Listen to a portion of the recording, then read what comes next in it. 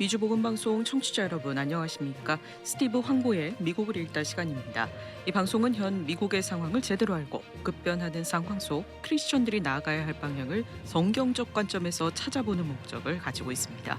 이 시간 함께하실 스티브 황보 장로님은 전 라팔마 시장과 오렌지 카운티 협의회장 역임 등 정치와 교육계에 다양한 경험을 가진 분입니다. 스티브 황보 장로님 나오셨습니다. 안녕하세요. 네, 안녕하십니까? 네, 반갑습니다. 네, 자, 장로님 요즘에는 이 미국의 인플레이션 관련 뉴스가 정말 하루도 빠지지 않고 나오는 것 같아요. 예, 지금 그 경제 지수 수치가 나올 때마다 또 연준 의장이 발언을 할 때마다 지난주도 그렇고 이번 주도 그렇고 주식시장이 요동을 치니까 네. 아마 밤에 잠을 좀 설치시는 분이 있지 않으실까 조금 염려가 되는데 네. 정말 주식시장을 이렇게 투자를 하시는 분들에게는 참 그 힘든 그런 환경이긴 합니다. 그런데 네. 이제 지금 우리가 방금 말씀하신 대로 지난주에 그 우리 그 연준이 그 Federal Reserve의 의장이 이제 그 FOMC 커미티 미팅을 마치고 금리 인상에 대해서 발표한 것을 보면은 이제 원래는 0.75% 정도를 올릴 가능성이 있다고 상당하다고 이제 다들 생각을 하고 있었는데 생각보다는 적게 0.5%의 만큼 이제 금리를 올려서 이제는 금리가 1%밖에 아닙니다. 안 되죠. 그러나 그러면서 이제 그 발표한 후에 기자회견을 하면서 기자들에게 앞으로 다음 달도 그렇고 그 다음 미팅에서도 0.75%씩 올리는 것은 힘들 것 같고 0.5% 정도로 올리는 걸 이 인플레이션이 진행되는 걸 보면서 결정을 해야 될 것 같다 이제 그렇게 말을 했는데 그 0.75% 올릴 것으로 기대했다가 0.5%를 올리니까 마켓이 이제 그 발표하자마자 바로 뛰었는데 금리가 그 주식시장이 뛰었다가 그 다음 날 바로 이제 아주 강하게 추락을 했는데 그것은 그 연준 의장이 발언한 그 발언을 이 시장이 이렇게 의심을 하게 된 거죠. 믿지 않고 그래서 이제 이렇게 떨어졌는데 어쨌든 그 이번 주에 나온 그 인플레이션 지금 이제 그 이번 중간선거 올해 중간선거 이미 이제 여러분들 집에 중간선거 투표지가 다들 이제 도착하기 시작했을 텐데 네. 저도 받았습니다. 근데 올해 선거에 있어서 가장 국민들이 관심을 가지는 것은 이제 인플레이션 경제에 관련된 이슈들인데 이번 주에 발표된 이제 소비자 물가 지수하고 생산자 물가 지수를 보게 되면은 지난달에는 그 3월 달에는 8.5%였거든요. CPI가 소비자 물가 지수가. 근데 이게 4월 달 지난달 그 다음 달인 4월 달에는 8.1% 정도로 0.4% 정도가 떨어질 것이라고 예측을 했는데 예상했던 것보다 더 높은 8.3%의 그 물가 지수가 나왔습니다. 네. 그래서 상당히 이제 많은 사람들은 이 인플레이션이 언제쯤 이렇게 정점을 찍고 다시 수그러들기 시작할까를 기다리고 있는데 조금 줄어들긴 했지만은 그대로 그 8% 이상으로 40년 동안에 가장 높은 그 수치를 지속하고 있기 때문에 네. 다음 달 지수 수치를 봐야 될 것 같고 생산자가 물가도 보면은 PPI도 보면은 이제 그 3월 달에는 11.2%였는데 10.7%까지 4월 달에는 떨어질 거라고 예측을 했는데 예측이 빗나가고 11%가 나왔습니다. 네. 역시 상당히 높죠. 그래서 생산자 물가가 소비자 물가보다 훨씬 높음으로 인해서 생산자들이 자신들의 그 물가 오른 물가를 소비자의 물가에 충분히 반영을 못 시키는 결과가 나왔는데 이런 식으로 계속해서 이제 물가 인플레이션이 계속해서 그 40년, 42년 최고치를 계속 유지를 하고 있고 이래서 지금 그 민주당에서는 굉장히 이제 염려스럽죠. 중간선거를 네. 앞두고 벌써 예비 선거가 끝난 데도 있고 지금 이제 진행이 되고 있기 때문에 그리고 또 요즘 또 오늘도 그렇고 가장 뉴스가 되는 것은 그 갓난 아이들이 먹는 분유 그 베이비 포뮬러 그것이 미국에서 찾기 힘들어서 네. 그래서 지금 많은 부모님들이 갓난 아이를 둔 부모님들이 고생을 하고 있다는 이제 그런 뉴스가 있지 않습니까? 네. 참 미국에 살면서 이런 뉴스는 처음 들어봤습니다. 이제 상국도 아니고 가난한 나라도 아니고 간단 아이를 가진 애들에게 먹이를 분유를 찾지 못해 가지고 이런 일이 자꾸 악재들이 터지니까 참 우리 바이든 대통령 대통령 되신 후에 참 우리 국민들이 행복하고 잘 살 수 있도록 좀 잘 했으면 좋겠는데 이분도 참 고민이 많겠다라는 그런 생각이 드네요.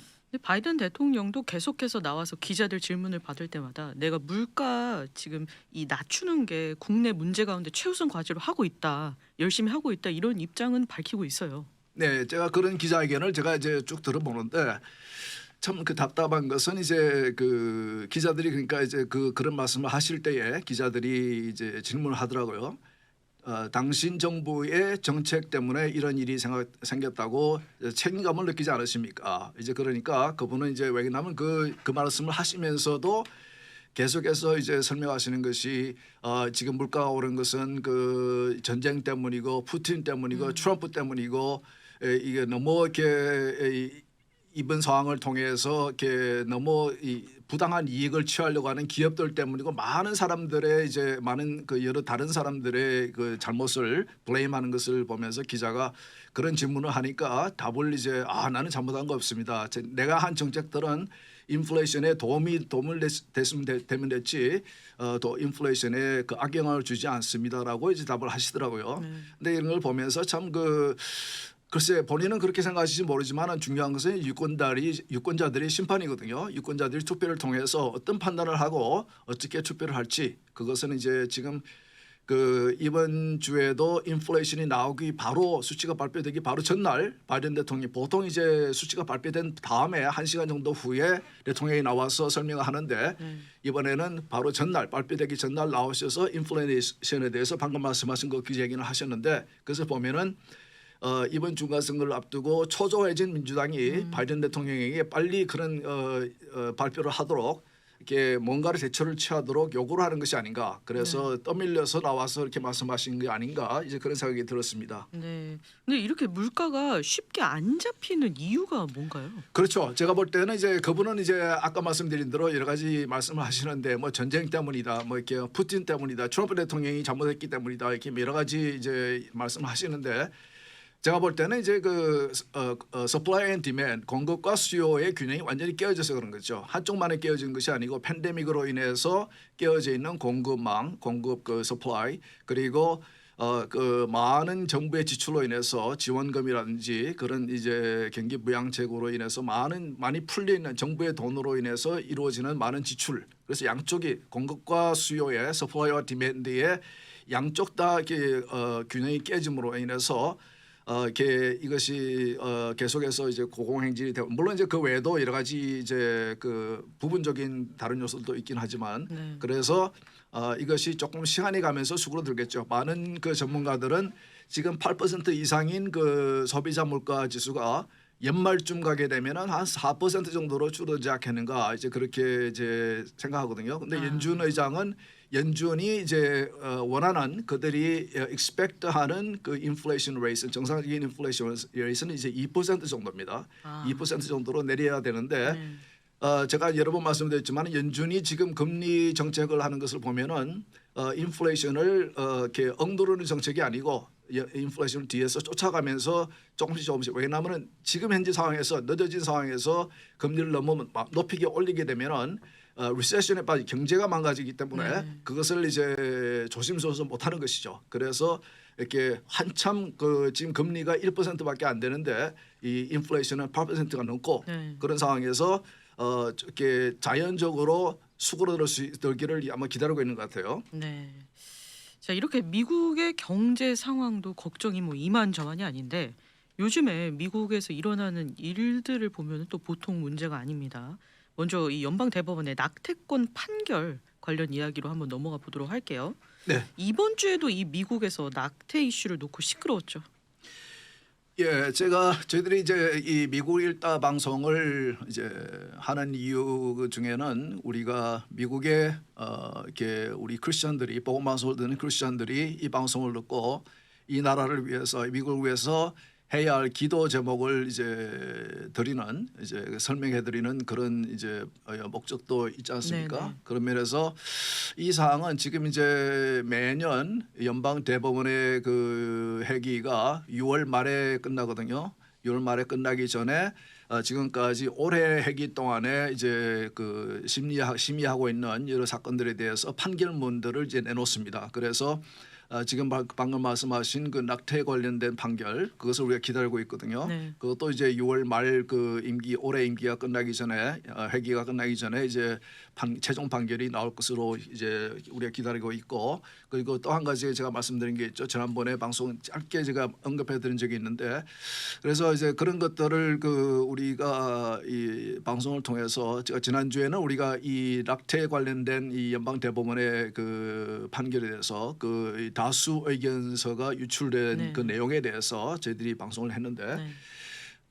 그것이 방송된 후에 제가 이제 이 상당히 이 이슈는 양쪽 정이 심각하게 대립을 하는 이슈이기 때문에 뭐 전쟁에 가까운 그런 아주 큰 대립이 있을 것이라 이제 그렇게 했는데 그 후에 많은 이제 그 프로 초이스 낙태를 찬성하시는 분들이 대법관들의 집에까지 몰려가서 지금까지도 이제 그 집회를 하고 있지 않습니까? 항의 시위를 하고 있지 않습니까? 그분들이 대법관들의 집 주소를 다 이렇게 알려줘 가지고 그래서 많은 사람들이 가서 사실 그 대법관들 중에는 어린 아이들이 있는 그 대법관들도 있고 가족은 보호가 돼야 되는데 이렇게 그리고 이 입법부에서도 행정부의 수장인 대통령도 이 사법부에 대해서 이 건에 대해서 이렇게 압력을 가하는 상권 분립이 확실히 돼야 되는데 인디펜던트한 독립적인 결정을 내릴 수 있도록 내버려둬야 되는데 행정부의 수장과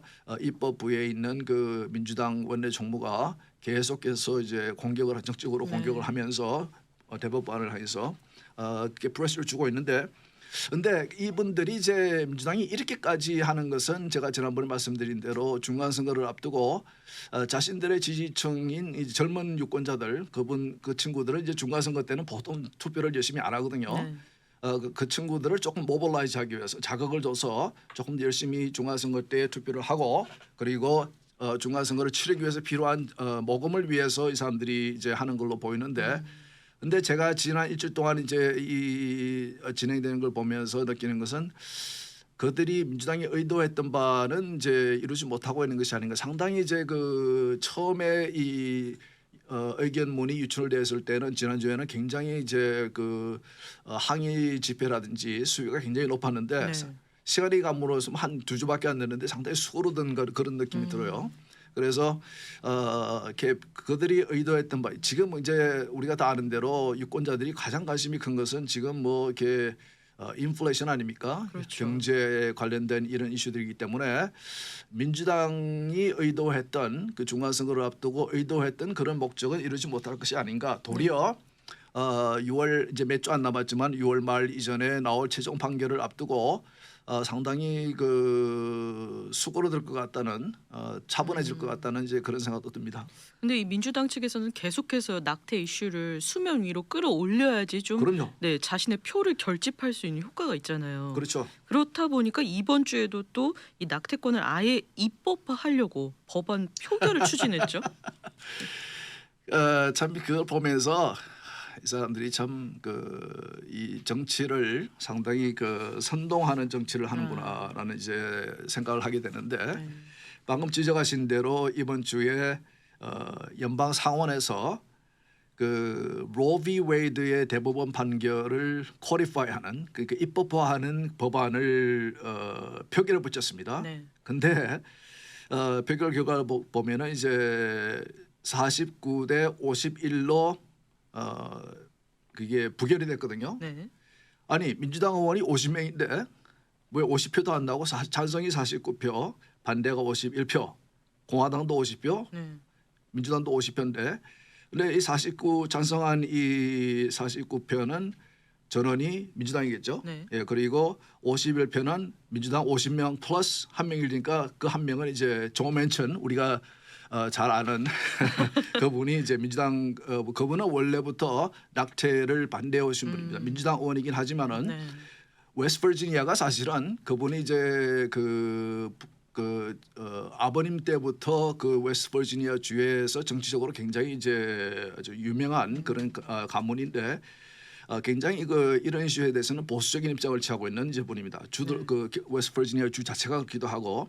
그런데 그 포결을 시도한 그 법안을 내용을 보면은 그 로 비 웨이드 대법원이 73년도에 내린 판결의 내용보다도 훨씬 더 넘어서는 수위가 넘어가는 네. 굉장히 더 그 강한 그러니까 이제 대법원의 판결은 로 비 웨이드의 판결은 24주 이후부터는 그 낙태를 못하도록 하는 것이 있지만은 이분이 이번에 그 벽에 붙여진 그 법안은 태어나기 이전까지는 낙태를 할 수 있는 그러니까 그 판결 그 수위보다도 훨씬 더 높은 그런 내용의 법안이었어요. 그러니까 네. 이제 안 되는 건 표결을 붙여봐야 이것이 이렇게 통과할 가능성이 전혀 없다는 것을 알고 이제 표결을 붙인 거거든요. 네. 그 이유는 뭘까요? 이슈가 유권자들에게 자기를 지지하는 유권자들에게 우리는 할 만큼 했다. 뭔가를 보여줘야 되지 않겠어요? 보여주기용이었군요. 예, 근데 또 재미있는 것은 이 똑같은 내용의 법안을 불과 한 2달 전에 2월 28일 날 올해 2월 28일 날 상원에서 투표를 이미 붙였어요. 네. 붙여서 이제 그것도 부결이 됐거든요. 찬성이 46표, 반대가 48표, 투표를 아예 안 하신 분들이 6표. 그 투표 안 한 사람들 중에서는 민주당 의원들도 있습니다. 똑같은 내용이에요. 물론 그 법안은 2월 달에 투표한 법안은 이제 하원에서 통과돼서 올라온 법안이고 이번에 이번 주에 시도한 법안은 이제 상원에서 발의한 법안이지만은 내용은 똑같아요. 그런데 이미 2개월 전에 그렇게 의원들의 관심조차 끌지 못하고 완전히 부결된 내용을 또다시 표결에 붙였다는 것은 이 사람들이 이제 그리고 또 상원은 필러버스터가 있기 때문에 60표 이상이 돼야지 확보가 돼야지 통과가 되는 것이요. 통과가 안 되는데 그걸 알면서도 표결에 붙인 것은 척 슈머가 그러니까 이거는 민주당 그 연방 상원의 이제 원내 정무죠. 이분이 이렇게 하나의 이제 선전용으로 과시용으로 그렇게 한 것인데 이렇게 보면은 이미 김이 다 빠지고 있는 거예요. 그 정치인들 사이에서 정치권에서도 또 유권자들 속에서도 물론 이제 제가 이것을 보면서 답답하게 생각하는 것은 민주당이 소리를 크게 내는 목소리가 큰 소수의 액티비스트들에 대해서 이렇게 너무 이렇게 휘둘림을 당하고 있다.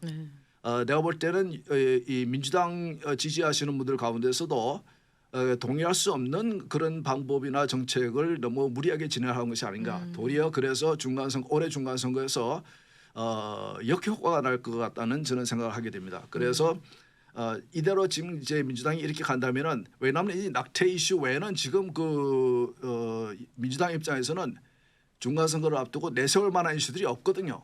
네. 없으니까 이게 이제 낙태 이슈에 목을 매는 것인데 이렇게 가게 되면은 정말 그 민주당이 참패하는 지금 예상되는 대로 하원에서는 거의 40에서 70석 정도로 이룰 것 같다는 예측이 나오고 있고 상원에서는 뭐 크게는 11석까지도 이룰 수 있다는 그런 예측까지 나오고 있으니까 정말 민주당 입장에서는 바이든 대통령의 입장에서는 정말 쉽지 않은 그런 중간선거가 될 것 같습니다. 네.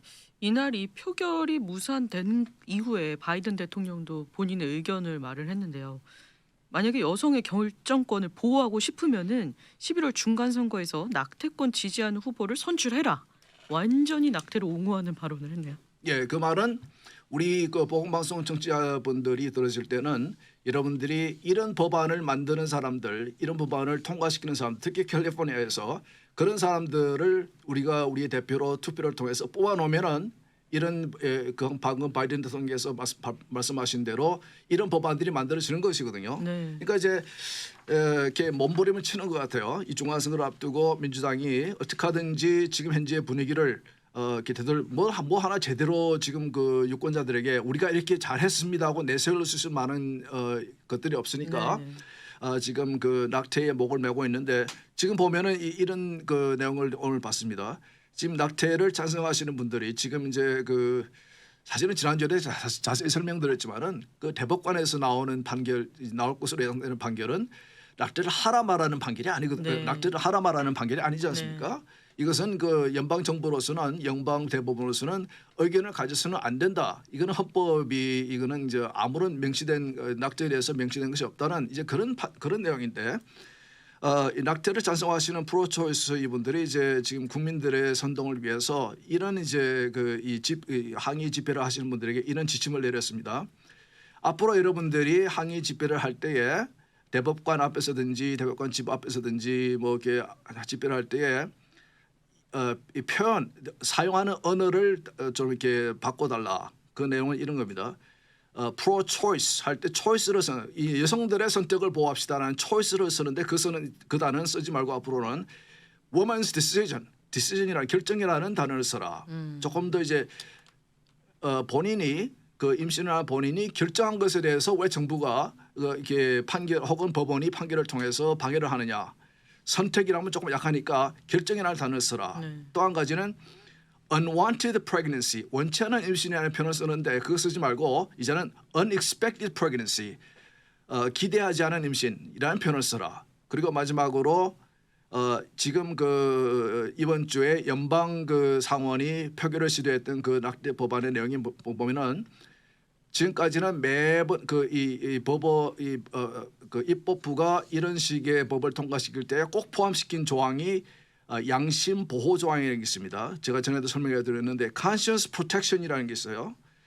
그것을 의도적으로 빼놨습니다. 그건 뭐냐면은 그 법이 많이 통과이 됐을 경우에 신앙 양심을 상 내가 의사로서 낙태를 요구하고 온 환자에게 낙태를 못 해주겠다.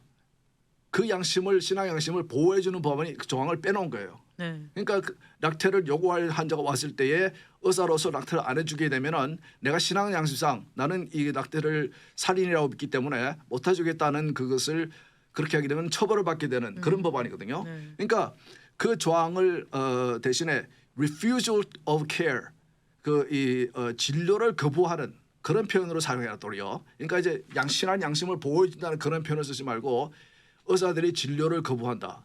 환자가 아파서 왔는데 진료를 거부한다는 표현을 써라. 그런 식으로 이제 자꾸 어떻게 보면 이제 신앙적인 기독교적인 가치관이나 그런 그 표현을 자꾸 이제 무시하거나 공격하는 이런 법안들을 자꾸 추진하는 것이거든요. 네. 예.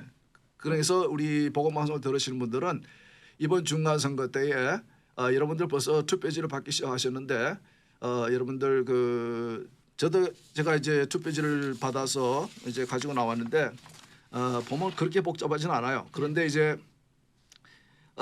이것을 여러분들이 다 이렇게 일일이 모든 그 선거마다 다 투표를 잘 모르시겠으면은 아시는 것만 투표를 하면 됩니다. 제가 보니까 우리 한인 그 후보가 3명이 나와 있네요. 그 연방 제가 사는 지역구에는 연방 그 하원에는 미셸 스틸이 출마해 있고 그리고 주 하원에는 이제 우리 유수연 사모님이 출마해 있고 그리고 이제 이 Superior Court Judge의 그 판사의 이제 제시카 차라고 전에 사나하나 그 시의원에 출마했던 친구인데 출마해 있네요. 네. 그러면 한인 후보는 그렇게 세 분이 출마돼 있는 건가요? 장로님 네. 사시는 지역구에는? 물론 이제 여러분이 사시는 지역에 따라서 조금 틀리죠. 네. 근데 이게 보면은 이게 선거 때 투표하는 사항 조항마다 이게 후보들의 이렇게 순서가 있지 않습니까? 네네. 이게 굉장히 중요하거든요. 이게 제가 좀 설명을 드릴게요. 네.